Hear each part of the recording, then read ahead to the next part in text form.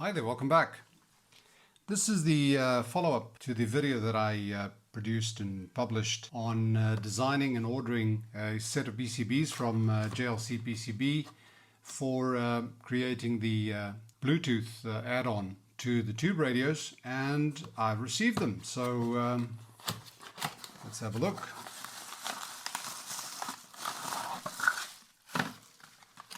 There we are.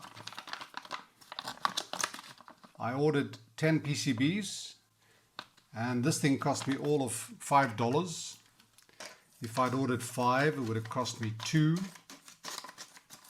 So let's see what the result was. Now, these boards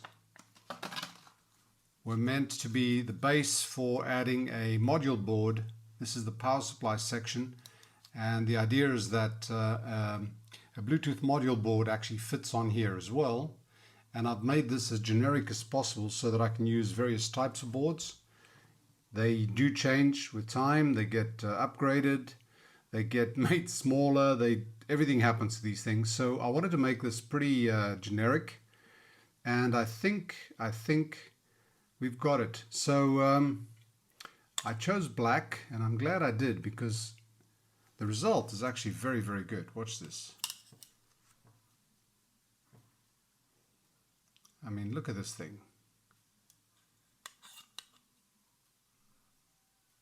It's perfect. Hard to believe that I produced these. Well, I didn't, did I? These are from JLCPCB. This is a sponsored video, just want to warn you. And I'm very happy with them. And if I wasn't, I would say so. Now, I just want to have a look at some of the detail on here. Silk screen is perfect. The damn, this thing came out really nicely, and you can just see the title on there: electronics holder new Bluetooth supply V1.0 719. So I'll know exactly when I did this. Now let's put this aside. I've got 10 of them, as I said, coming in very, very useful. Now all I need to do is to populate these things. But before I do that, let's have a look at the module that goes on here. This is the actual Bluetooth module that gets used, and you can see why I chose black. So the idea is that this thing will fit like this.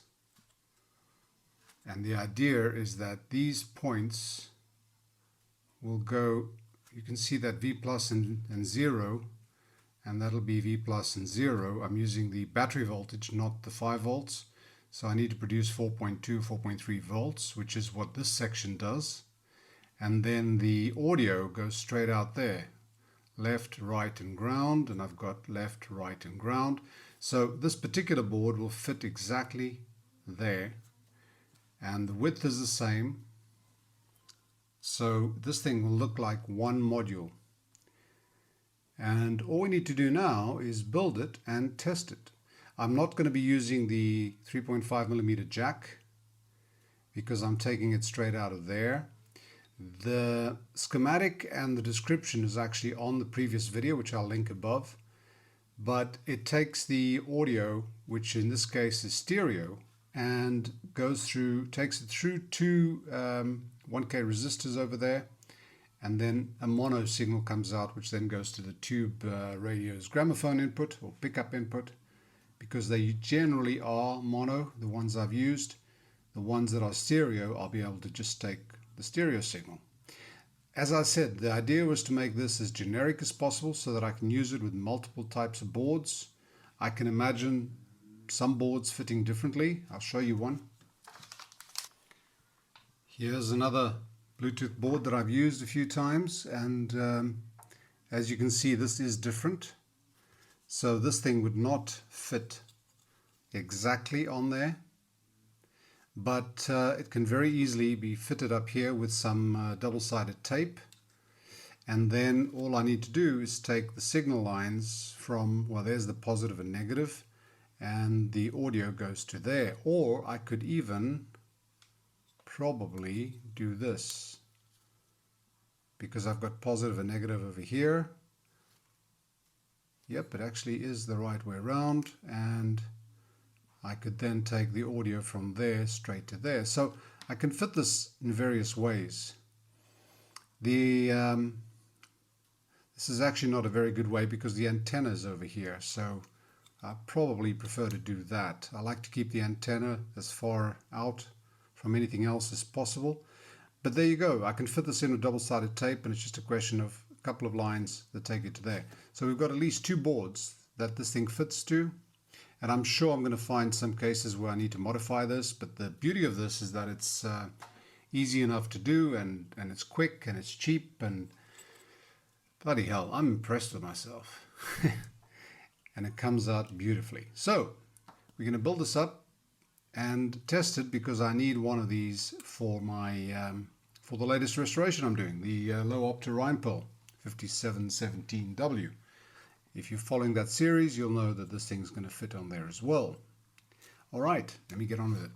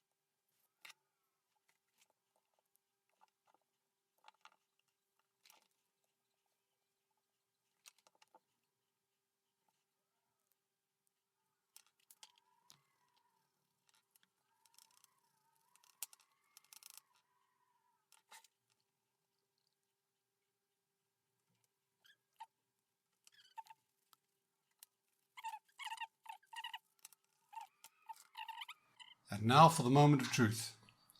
I've connected 2 wires here for the AC input. I've actually soldered them in. I could have used a socket and plug, but I'm doing this direct. This is coming out here. I need 6.3 volts AC going in there. I've got the audio mono out coming into an audio cable, mono audio cable, which is here.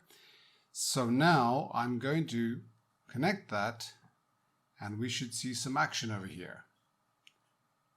Let's go. Ha, yes. Beautiful. That's blinking, nothing's blown up, which is a good sign. So let's have a look at some voltages before we check for the audio signal. We should be getting 5 volts at the regulator. I can test it there. We're getting 4.98, which is damn good enough. We should be getting 4 point something on here. 4.5, 4.4. Brilliant. It's working. It's working in terms of supply. Now what I need to do is find this guy on the Bluetooth on the iPad. We look for Bluetooth on here, and we should see a new device, and there it is. It is now connected. Okay.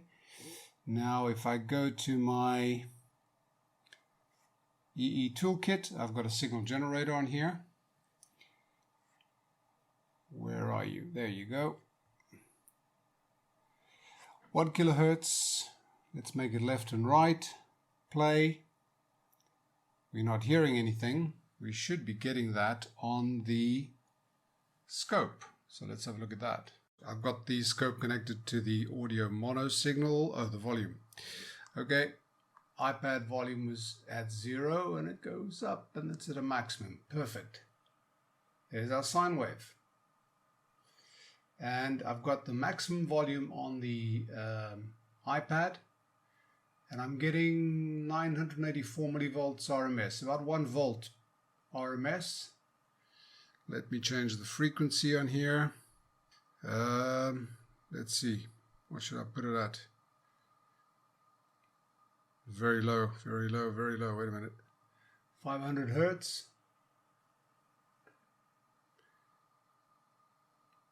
2 kilohertz. Fantastic. 8 kilohertz. Brilliant. Let's try. There's 10 kilohertz. 18 kilohertz. This is pretty good. 20 kilohertz. Brilliant. We get it back to a decent level, like 1 kilohertz, where we always look at stuff. And here we have it. We've now got a Bluetooth receiver properly powered from an isolated supply being fed by the 6.3 volt heater winding. The grounds are isolated, so we reduce the buzz or eliminate the buzz, no ground loops. And the only point that ground becomes common is at the audio point. So when that ground connects to the ground input of the gramophone, that's where we get our grounds making. So that should do away with all the buzz. We've got this thing receiving in stereo, but it's converting through those 2 resistors, 1K resistors, summing to a mono signal, which in turn then supplies. And that works, and that's what we wanted. And that is the result of all that work on this PC board. And hell, I'm impressed with this thing. The color choice is perfect. I think where the antenna is, it's away from the rest of the stuff. We're going to make sure we don't put it behind any metal so that it receives well. So all I need to do then is connect this to the gramophone input, and that, the power supply, to some point where I get heater winding. It could be one of the heaters, it could be the actual transformer, or it could be the one of the lamps, you know, the dial lamps in the front. They're also fed by the heater winding, and it's also 6.3 volts AC. So that's it.